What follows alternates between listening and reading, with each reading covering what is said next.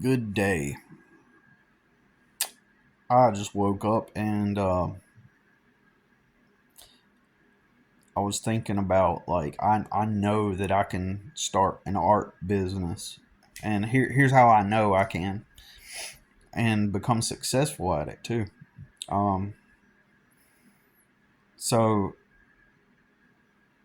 I back before COVID, I had total of 45 customers when I counted, and that doesn't mean that I did every customer every week. Some of them were like one was like probably weekly. Well, at the time, actually, uh, I had a couple, not one weekly. That one currently is a weekly customer, but back then they were more like a bi-weekly customer during the season, and then the the rest of them were interspersed. So out of the 45, some of those were like once a year customers. Like they would every year around a certain time they would call me up, and then some of those customers were biannually or twice a year they would call me up. So it was kind of like a fluctuation of different customers, and I had a nice little foundation to start from, but that was before, um, you know, everything. Remember, like COVID, like it hit big time. It was hitting big time. Um, and then shortly after that, I did not have a vehicle at that time. Then I got custody of my son while not even having owning a vehicle. uh, and It was only through me having the independence and freedom to network that allowed me to still get to my customers doing landscaping with no vehicle. Uh, if I was still working for somebody else, I would have never had that, ability to network in the way that I did. So by cutting off, see, in my life, jobs were parasitic more than adding value to my life. So a lot of people, the majority of people, I'd argue, don't even comprehend uh, how jobs can actually be more parasitic than they are helpful. You know, so for example, if you're in a situation like I don't meet. It's weird because I don't meet. I see people online currently like struggling, especially on TikTok, right? But it's hard for people to comprehend. Uh, like okay, so if a job, for example, pays you minimum wage, 40 hours a week, you don't have a place to live. I'm sorry, unless you're living with your parents or you have a special other that contributes and to the bills, and even then they would have to be probably contributing the majority with whatever they get paid to contribute to having a dwelling at night, right? Uh, but but let's just for simplicity's sake, if uh yeah, it's just basically working, a full time job, you know, for many people may not even, like I said, I don't meet anybody else. Like I'm the only one that I know for years, decades that has worked and worked extra jobs that none of my jobs ever paid me an amount that would render a quantity of cash that would allow me to get a place with my specific circumstances. I was always homeless, always like and the times I did have a place to reside at night, it was just because I got lucky, literally, right?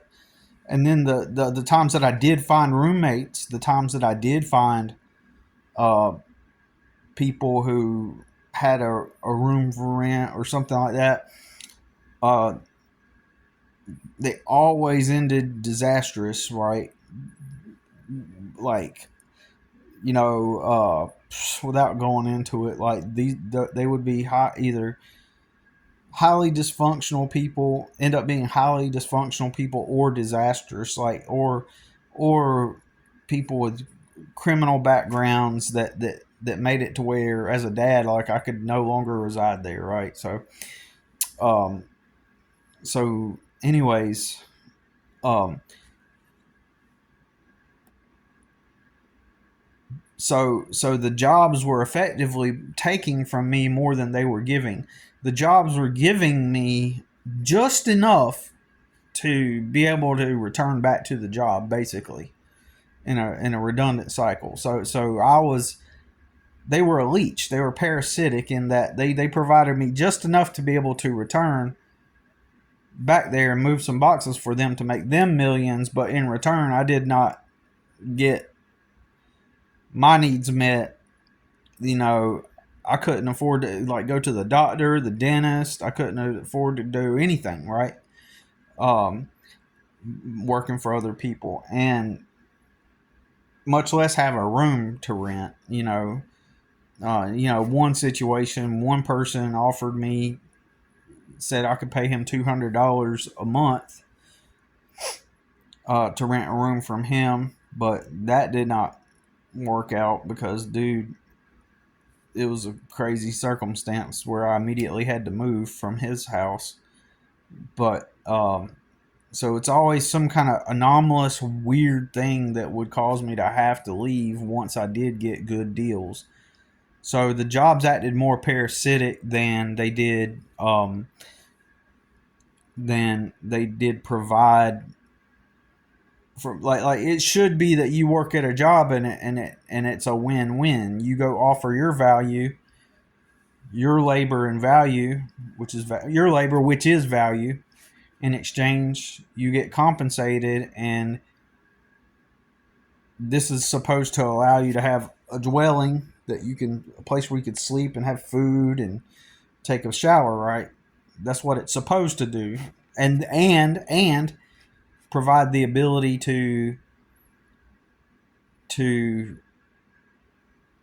improve whatever goals you might have, right? But I've never seen a job as a static place that I just want to be at, and stay there and build this reality around me outside of that, where I get a small amount of time to maybe be able to tinker in a hobby or something, right? Um, that that is the lie. That is the American dream is the lie, right? It is the lie itself. And so um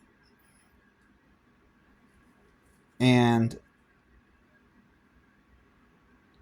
but it's packaged and framed as if it is as if that is the goal, that is living the life, which I didn't want to make this video about that, but I did want to say, like I said, I just woke up and I just got finished with a cup of coffee, and yesterday, this lady's mower, I had to push it uphill, me and my son together.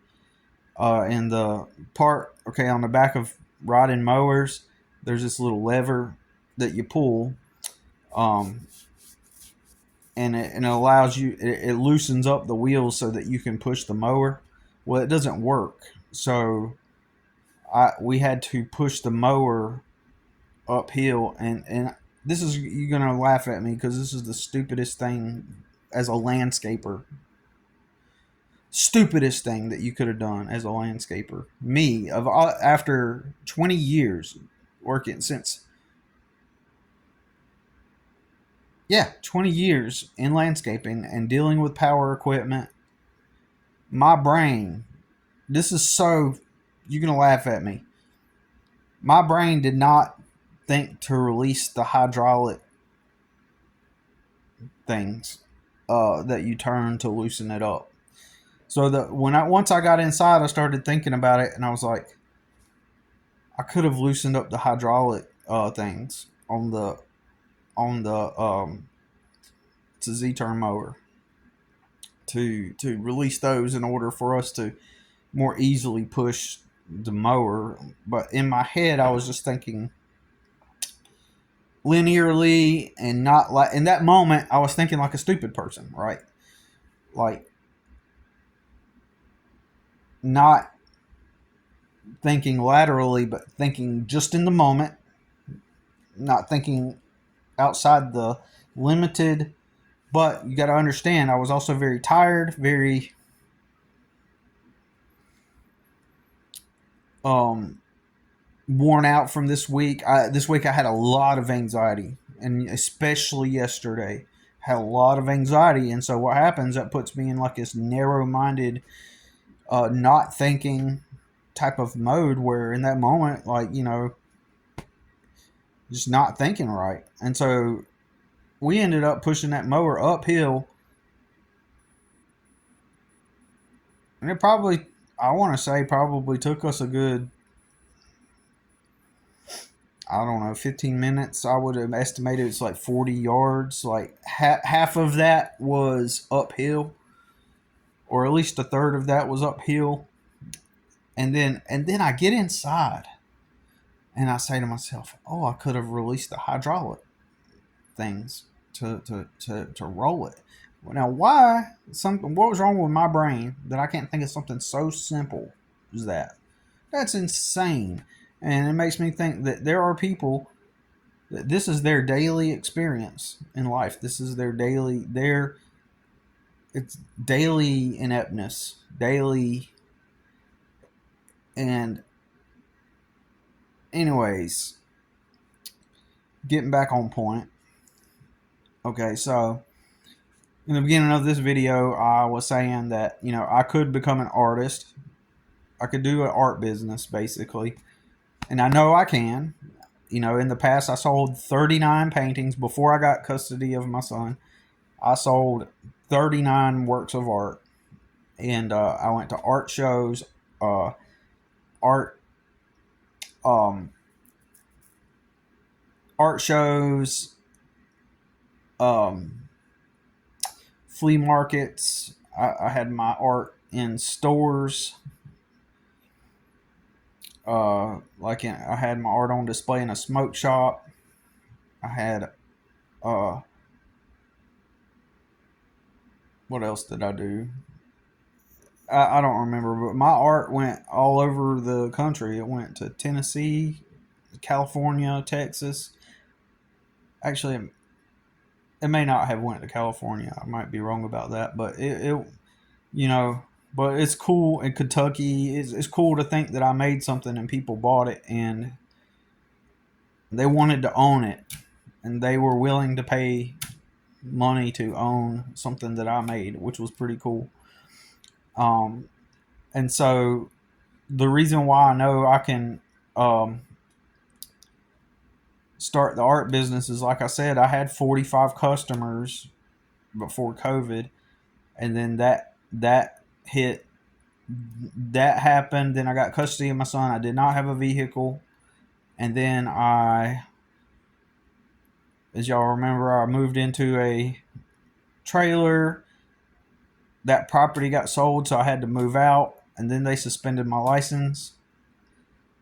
Um, and so that all of that, I was at the pinnacle: custody of my son, place to live, all the landscape equipment I needed to proceed, $400 a month rent. Right, I was at the pinnacle of like I had won. I was at the top, uh, and ready to begin life anew. Right, but so that destroyed it all. And so why can't I do an art business right now? I can't do an art business right now because I'm just not in a position to. Right, I'm just not in a position like I was in the past. I had more leverage. than I do now, and so I have to wait. Of course, I have to keep working and doing what I can do to maintain this place, and I have to do that. I'm stuck. I'm in a redundant cycle, and the circumstance has to change. I personally believe I'm in a place where I can't really do anything right now about it yet. Just can't. It's just practically impossible. So during these types of situations, you just have to wait it out, keep doing what you can to survive. It does not make sense for me to do an art business because I've already done it, and I know that it's more of a long term type of